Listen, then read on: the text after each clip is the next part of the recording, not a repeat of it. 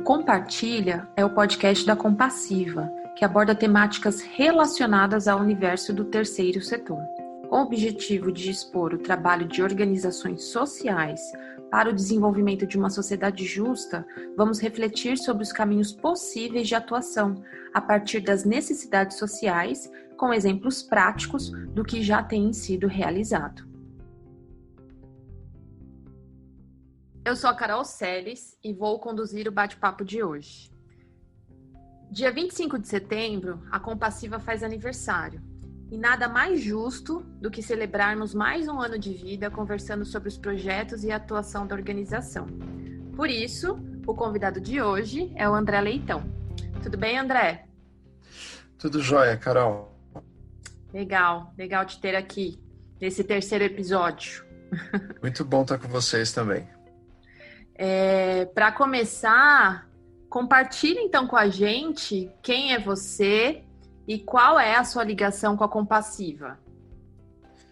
Bom, eu sou o André Leitão, sou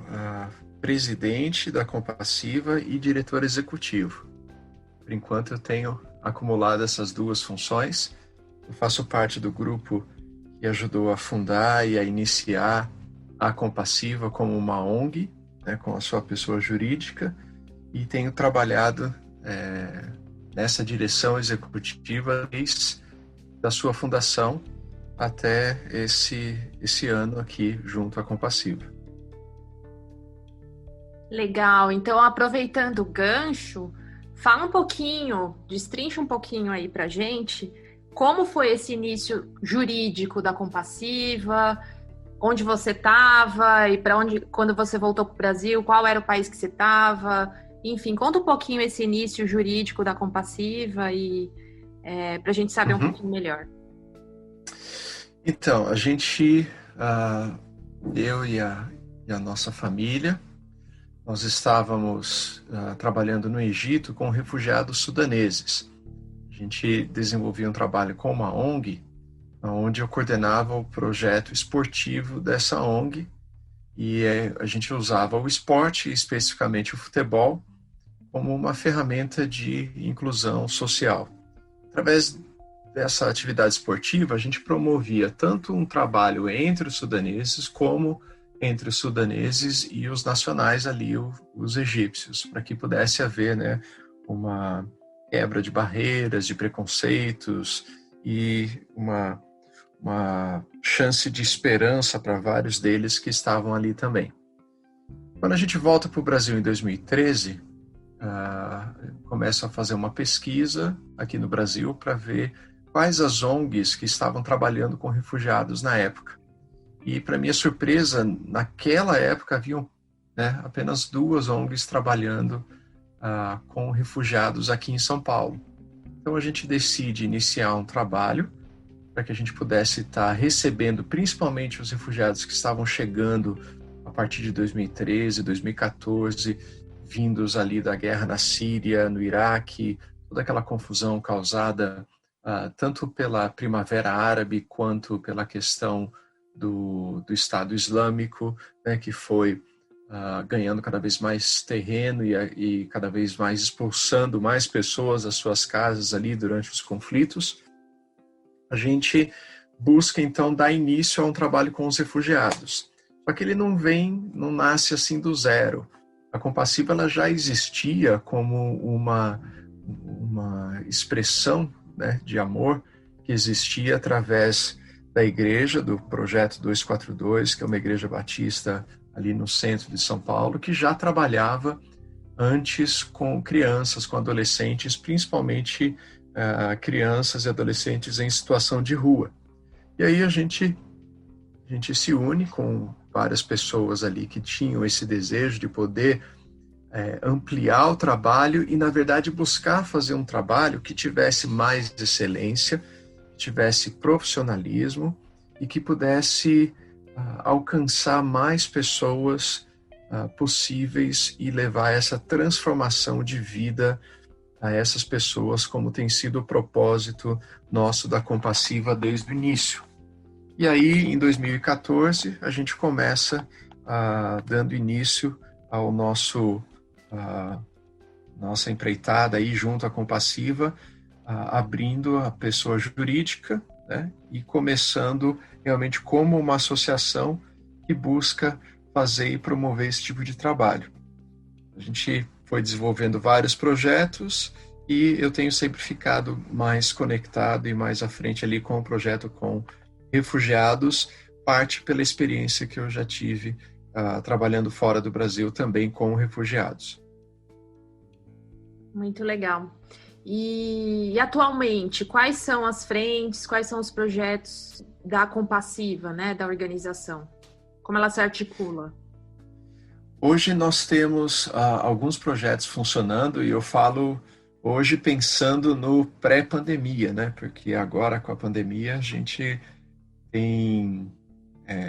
reorganizado, redefinido parte dos nossos projetos e da nossa atuação. Então, a gente tem ali, em primeiro lugar, a gente tem o LAR, que é o Levando Ajuda ao Refugiado, que é o nosso programa que busca trabalhar no sentido de fazer com que o Brasil deixe de ser apenas um local de refúgio, um local seguro para os refugiados, mas que possa se tornar um verdadeiro lar para essas pessoas. A gente acredita que essa é a diferença entre casa e lar. Casa muitas vezes é o lugar que você apenas habita, mora, que você tem ali uma proteção, né? Que você tem um lugar para você se abrigar. E lar já é aquele sentido de que você pertence e você sente que pertence a você também e você tenha uma relação de segurança, de esperança no seu lar. E a ideia da Compassiva, através do lar, é ajudar a que esses refugiados, esses que estão vindo para o Brasil buscando reiniciar e recomeçar a sua vida, possam ter essa oportunidade de uma melhor forma possível. E para isso a gente trabalha em 4 frentes. Primeiro, que é a grande porta de entrada do trabalho da Compassiva com os refugiados, que são as aulas de português. A gente deu início aí lá atrás com voluntários, com 7 alunos, 3 pessoas, e o trabalho foi crescendo durante esses anos, e a gente tem tido uma média de 200 a 220 alunos passando pela Compassiva, refugiados por ano, sendo que a gente tem basicamente ali entre 70 alunos no período noturno e 20 a 25 alunas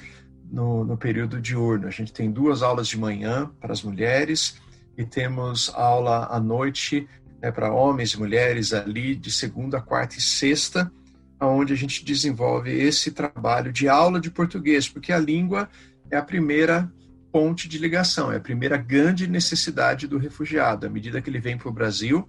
ele precisa aprender a se comunicar na nossa língua materna e para ele poder, então, estar tendo essa inclusão, para ele estar podendo ter essa oportunidade de recomeçar a vida dele. Aí a gente vai aprendendo, entendendo um pouco melhor sobre as necessidades, sobre a família, sobre o que essas pessoas estão passando, e aí a gente vai vendo a parte social, que a gente chama, né? Assim, a parte das necessidades mais urgentes, que é onde entra o amparo, que é a área do lar que acaba cuidando das necessidades mais básicas, se tem uma alimentação ou não, se está precisando de uma cesta básica, se tem necessidades de ir ao médico, como vai, quem acompanha, se tem tradução, se não tem, ensinar a usar o SUS, ensinar o transporte público aqui no Brasil, dar orientações sobre isso, ajudá-lo, né, nessas necessidades básicas, por exemplo, mulheres grávidas e crianças recém-nascidas, e roupas, e fraldas, chás de bebê, e várias atividades que vão tentando minimizar o impacto dessa mudança sem ter essa família que está ao redor da pessoa, que acaba sendo essa rede de apoio da família e a comunidade da onde ela veio. E aí a gente busca ser e se tornar essa rede que apoie, que ampare, que ajude essa pessoa a poder caminhar. E depois a gente tem a área da documentação, que é uma área que a gente deu início ali em 2015, e a partir de 2016 a gente iniciou um projeto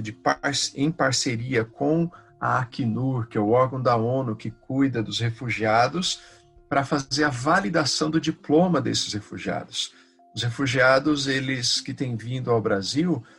muitos que vinham ali da região da Síria, do Iraque, já vinham com seu diploma universitário, com a sua graduação, às vezes alguns até com mestrado, uma boa capacitação profissional, já experiência, e eles não conseguem trabalhar nessa área de atuação por causa dessa questão legal, da sua documentação, a necessidade de regulamentar isso e a questão do idioma. Então, enquanto eles estão aprendendo o idioma, enquanto eles estão trabalhando para conseguir ter ali o seu idioma afiado, preparado para poder voltar para o mercado de trabalho, a gente vai simultaneamente buscando, através da equipe da revalidação de diploma, fazer com que ele consiga ter os seus diplomas validados nas universidades aqui no Brasil. E, finalmente, tem um grupo de voluntários que busca e trabalha para que esses refugiados, tanto antes do diploma revalidado quanto após o diploma revalidado, consigam encontrar um trabalho, um emprego, onde ele venha adquirir essa independência financeira e que ele possa, então, estar ali deslanchando, né, nesse processo de recomeçar a sua vida. Então, essas são algumas das áreas que a gente acaba atuando de uma maneira mais pontual, mais eficaz, mais realmente direcionada para os refugiados. Agora, além desse projeto do LAR, desse programa LAR que nós temos, né, que são vários projetos dentro dele, a gente acaba tendo também ali o Dojo, que é um trabalho que a gente desenvolve através do jiu-jitsu com crianças e adolescentes ali do bairro, e a gente está localizado ali na Liberdade, bem próximo da região da Baixada do Glicério, onde existe uma grande necessidade de atuação da ONG, principalmente pelas necessidades das famílias, das condições de moradia, das condições de trabalho, e que a gente vê famílias em situações realmente difíceis morando naquela região, e o Dojo vem promover isso, ajudando com a mesma ideia que a gente tinha quando trabalhava ali no Egito com o futebol, a gente vem trabalhando com o jiu-jitsu, que ele serve como essa ferramenta de inclusão, de ajudar com que essa criança e esse adolescente vá adquirindo outros hábitos e outros conhecimentos ali do esporte que ele possa usar na sua vida diária. Então, a disciplina, né, o respeito ao próximo, o respeito pelas pessoas, várias situações de diálogo que são criadas durante os treinamentos para que possam ser discutidas questões atuais e para que ele possa também visualizar uma esperança de trabalho, de emprego, de estudo, né, que muitas vezes fica distante dele diante da realidade que ele está vivendo ali naquela região. Então, o esporte novamente se torna essa forma de catalisar isso e focar essa energia dessa criança, desse adolescente pelo esporte e olhando para além ali do tatame, aprendendo regras básicas do esporte que você acaba aplicando para a sua vida como um todo. Aí depois nós temos as oficinas transformadoras, que é um trabalho com as mulheres da região. São oficinas onde elas têm um período de aprendizado ali de artesanato e de outras atividades que elas fazem e que traz também um lado muito terapêutico durante essas reuniões, onde elas podem aprender mais delas mesmas e podem aprender a lidar com situações que elas enfrentam no cotidiano do seu dia a dia. E, por fim, a gente tem a parceria com o Guri Santa Marcelina, que é uma ONG que tem um trabalho excelente de ensino de educação musical, onde as crianças aprendem ali desde canto até tocar instrumentos, e vários instrumentos, desde instrumentos de corda, como violino, violoncelo, né, até instrumentos de sopro, trombone, trompete, sax, e percussão, bateria, vários. E essa é uma forma também de ajudar para que para que tenha naquela região onde não existe esse tipo de atividade para aprendizado de instrumentos musicais, para aquela população eles possam ter acesso a esse tipo de privilégio que é aprender a tocar um instrumento e, novamente, que a música se torne algo presente na vida dessas crianças, desses adolescentes, e que eles usem também a disciplina, o foco, tudo que é necessário no aprendizado desse instrumento ou do canto para poder utilizar para a sua vida, para um crescimento também delas como indivíduos, como cidadãos aqui em São Paulo e no Brasil. Você tocou num ponto importante, né? Da atuação da Compassiva pré-pandemia, pré-Covid. Com o Covid-19, como esses projetos todos estão agora? Como tem sido a atuação da Compassiva para sanar as necessidades urgentes? Ou se isso está acontecendo, como está acontecendo? Desde o início da pandemia, a nossa preocupação foi em conseguir continuar atendendo as pessoas que nós trabalhamos, tanto dos projetos quanto ali da vizinhança, e só que de uma forma que fosse possível diante das limitações da pandemia. A gente tem tido muita dificuldade em fazer isso, porque os nossos trabalhos são sempre presenciais e trabalhando dia a dia com as pessoas que nós atendemos, mas a gente conseguiu, graças a um esforço muito grande das equipes das diferentes áreas que a gente trabalha, reformular, por exemplo, as aulas de português têm sido feitas através de aulas online, onde professores e voluntários têm trabalhado e se dedicado para que os alunos recebam ali através do WhatsApp aulas e possam responder algumas perguntas e acompanhar, mesmo que seja à distância, e manter um aprendizado, principalmente daqueles que estão bem no início do aprendizado da língua e acabam necessitando mais ainda esse período de aprendizado. Além disso, a gente conseguiu manter também uma doação de cesta básica, kits de higiene, álcool gel, máscaras, e tentar estar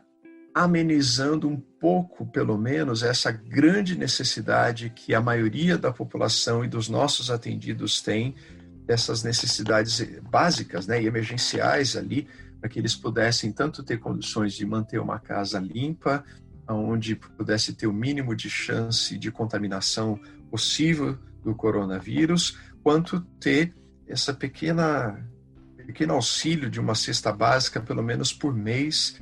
para ajudar ali nas suas necessidades básicas, emergentes e diante desse momento. Nós também começamos uma busca de arrecadação de recursos para ajudar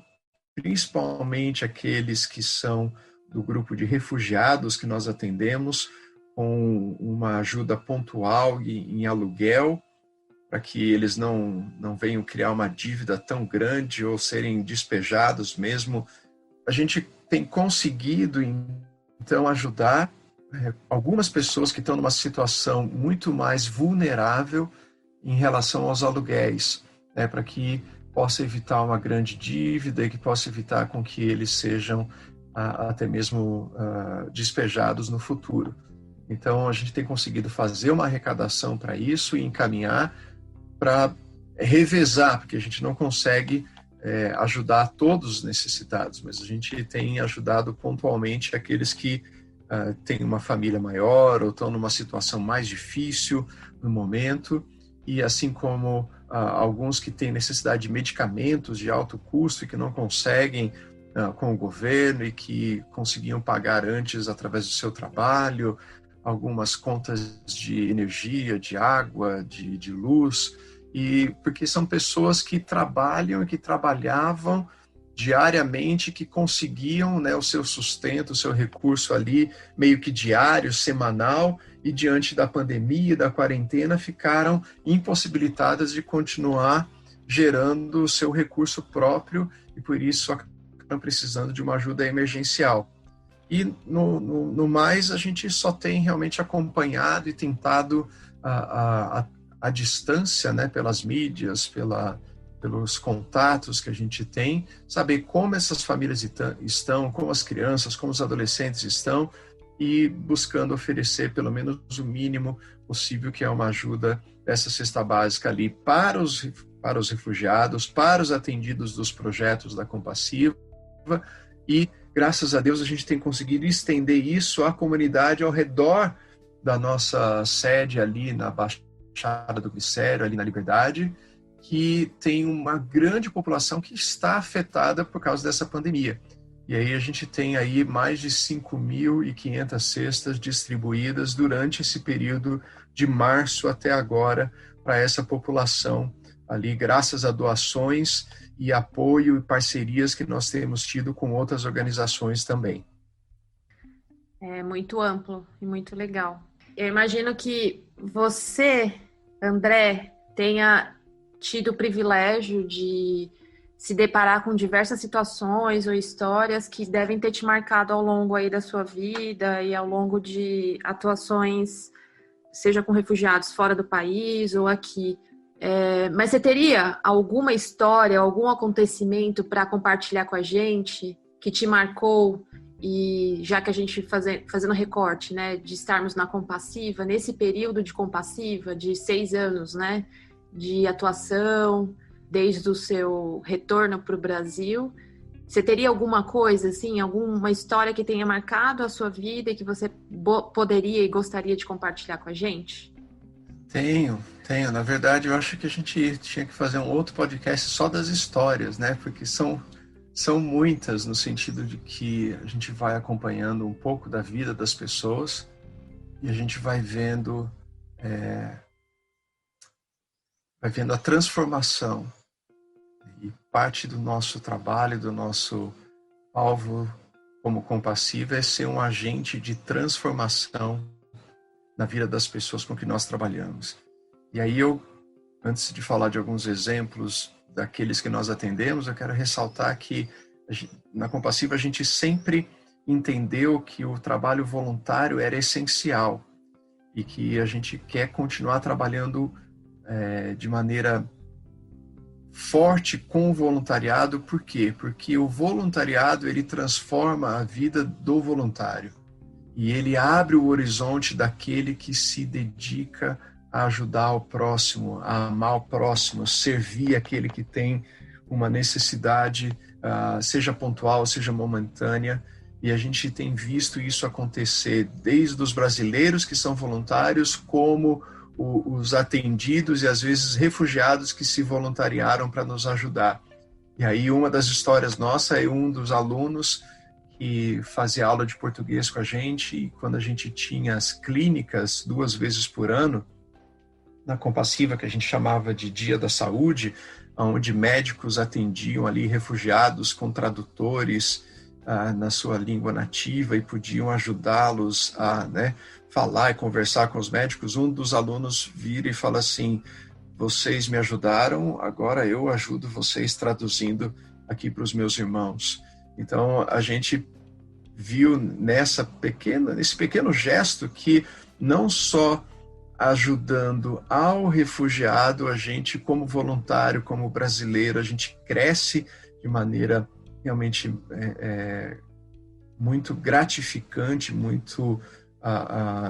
impactante na nossa vida, mas a gente também contribuiu para que esses que estão recebendo o atendimento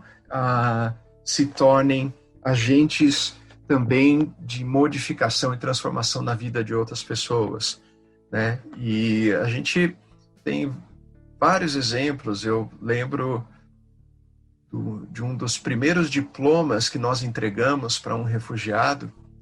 e depois o processo de validação, que é um processo muito caro e um processo lento, um processo extremamente burocrático por causa das nossas leis e da legislação no Brasil. Eu espero que seja atualizada e modernizada, porque é necessário a gente acelerar esse processo para que nós possamos devolver parte dessa história e dessa dignidade que é roubada desse refugiado pela situação de guerra, de perseguição, de deslocamento forçado que ele acaba sendo submetido quando ele vem buscar o refúgio aqui no Brasil ou em outro país, a gente realmente tem que entender que fazendo isso, a gente vai não só beneficiar esse refugiado, como o próprio Brasil vai poder estar crescendo com isso e novas oportunidades vão surgir e vão ampliar as chances de um crescimento para a nossa própria nação. Mas nessa devolução, né, nessa entrega desse diploma, esse refugiado, ao vir receber, ele trouxe ali uma garrafa de Guaraná e alguns bombons. E ele falou assim, na minha primeira formatura, eu saí para celebrar numa festa com os meus amigos, a minha família, mas hoje a única coisa que eu posso trazer para a gente celebrar junto é esse Guaraná e esse chocolate aqui, mas eu estou muito feliz porque eu estou recebendo o meu diploma pela segunda vez. E ali a gente pôde ter uma ideia da importância desse momento em que você entrega o diploma revalidado para o refugiado, e eu sempre falo a partir dali que não é apenas um papel, não é um documento, mas é uma devolução de parte da história daquela pessoa. Nós que temos a oportunidade de estudar, fazer uma universidade, depois fazer um mestrado, uma pós-graduação, você sabe o sacrifício que é, a dedicação que você precisa ter para isso, o esforço que você faz para poder alcançar aquele objetivo, aquele sonho. E quando você é forçado a ir para um outro país, você acaba perdendo isso. Você não é mais um enfermeiro, você não é mais um médico, você não é mais um engenheiro, né? Você ainda é no sentido de que você tem o conhecimento e a qualificação, mas você não tem o reconhecimento dessa qualificação e desse conhecimento que você tem para poder atuar aqui no Brasil. E isso é doloroso, porque você tem a capacidade, a condição de fazer algo que você se dedicou, que você se preparou para fazer e não consegue. Então, quando a gente realmente tem essa grande oportunidade de devolver um diploma, é algo realmente marcante, emocionante para a gente, por ver parte dessa história, dessa pessoa podendo ser resgatada ali naquele momento em que você consegue conceder esse documento para esse refugiado. E outras histórias do dojo com as crianças, os adolescentes, e você poder ver o desenvolvimento daquele menino, daquela menina que vem, às vezes, de uma situação bem complicada, familiar, bem desajustada, desorganizada, e através do esporte, das conversas, do acompanhamento dos monitores, dos educadores, além do próprio mestre ali que vai trabalhando e ensinando o esporte para aquela criança, aquele adolescente, vai colocando ali também valores e uma presença de alguém que se importa, que ama e que caminha ao lado dessa criança e desse adolescente, e você vai vendo o desenvolvimento físico, motor, às vezes de uma criança que não tinha oportunidade para praticar nenhum esporte, que nunca teve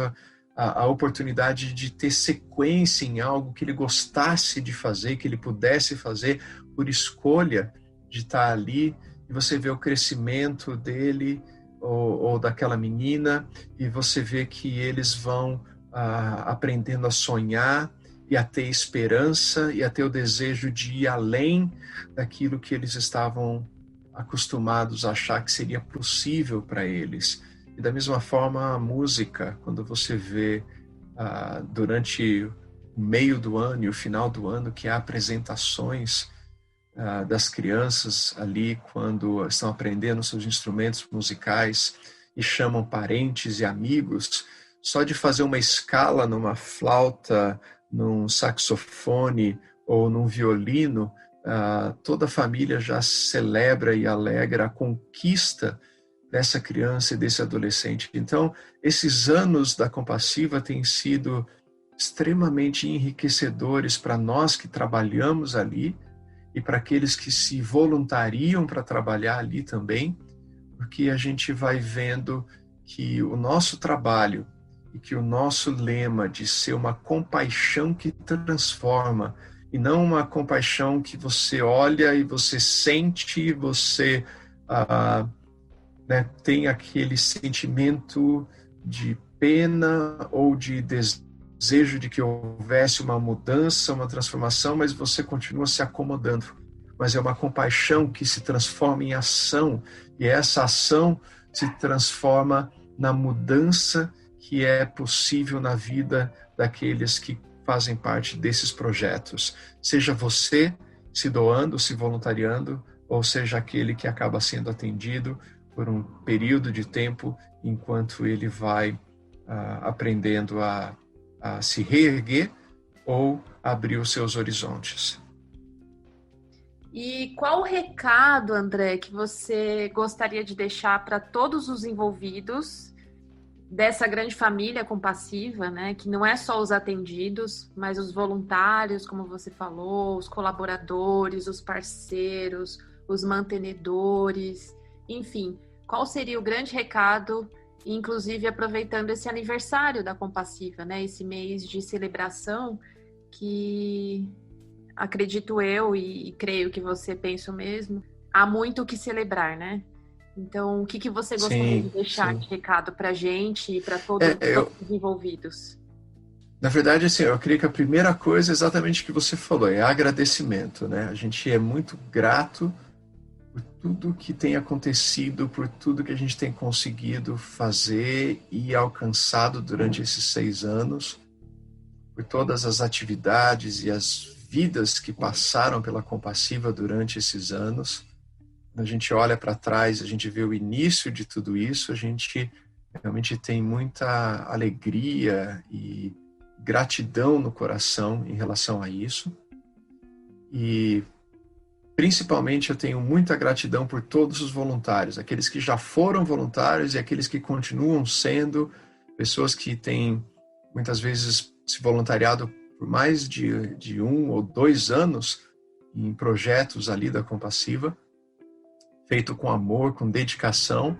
E o meu primeiro agradecimento realmente assim é a esses voluntários, porque sem o voluntariado isso não é possível. Sem as pessoas participando e doando o seu tempo, doando o seu talento, o seu dom, seu amor, sua empatia, sua compaixão, né, a sua esperança ao caminhar com aquele que está vindo ali, isso não seria possível. Então, para mim, a grande alegria, uma das grandes alegrias é essa, ter voluntários que vêm, que participam, que ajudam esses últimos 6 anos e fazem isso possível. A equipe da Compassiva, que trabalha ali no escritório, que trabalha organizando e ajudando os voluntários a trabalhar e ajudando a colocar o rosto né, da Compassiva, a cara da Compassiva para fora, e para que todos possam realmente ir cada vez mais conhecendo aquilo que a gente tem feito e que a gente ainda quer fazer e melhorar naquilo que faz, para cada vez ajudar mais o nosso próximo. Realmente é uma equipe que vem se formando durante esses anos e é uma alegria muito grande ter pessoas capazes, qualificadas e comprometidas com essa visão, com essa missão da Compassiva. Agradecimento aos apoiadores, aos doadores, aqueles que têm feito desde a sua doação pontual quanto recorrente e feito com que tudo que a gente comentou aqui, que a gente falou e que está na nossa mídia social e que está no nosso site possa acontecer e continue acontecendo,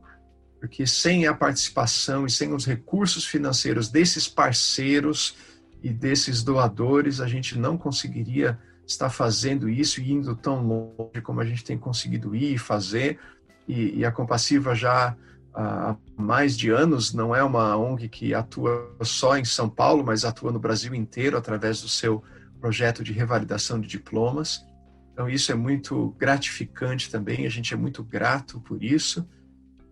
pela diretoria, que é uma diretoria comprometida, que atua, que está sempre pronta a a responder e a buscar saídas em situações onde a gente tem necessidades ali. Então, realmente, assim, a gente tem muito que celebrar, que agradecer, mas principalmente pela fase, pelo momento que a gente passa, a gente também tem um apelo a fazer para aquele que ouvir e aquele que puder participar, seja aquele primeiro voluntário lá de 6 anos atrás, até aquele que está hoje, ou aqueles que são conhecidos, ou aqueles que acompanham o trabalho da Compassiva à distância e se identificam com a causa e com o nosso objetivo, é de pedir que nesse momento essas pessoas se mobilizem para nos ajudar também, principalmente financeiramente. Como era esperado, depois de algum tempo, essa pandemia acabou afetando a vida de todos os brasileiros e todas as pessoas ao redor do mundo e afetou economicamente, e isso se reflete nas doações e nas contribuições ali para que a gente consiga continuar desenvolvendo o trabalho que a gente precisa desenvolver. E a gente tem tido realmente uma arrecadação talvez ali de 25% daquilo que a gente tinha antes, e a gente realmente precisa retomar essa arrecadação e conseguir reverter isso para que a gente possa continuar sonhando com as pessoas e continuar atendendo e demonstrando esse amor que transforma a vida das pessoas, como a gente tem feito nesses últimos 6 anos. É isso, André. Muito obrigada. Obrigada por a gente finalmente conseguir gravar esse episódio com você. Não tenha dúvida que em nome do Compartilha, em nome da Compassiva, a gente também se sente muito grato e privilegiado em atuar com você e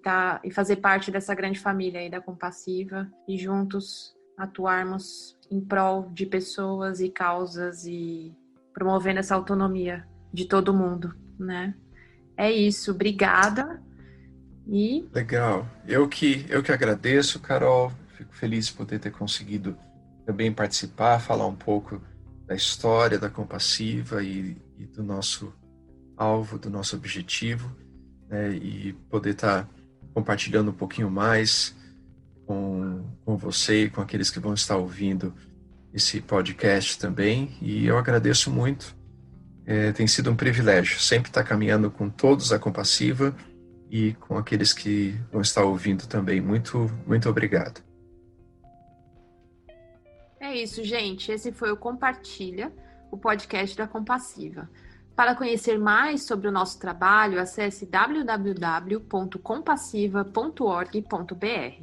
Siga também as nossas redes sociais e fiquem atentos, pois virão novos episódios. Afinal, temos muito que conversar sobre o terceiro setor e a sociedade. Até a próxima!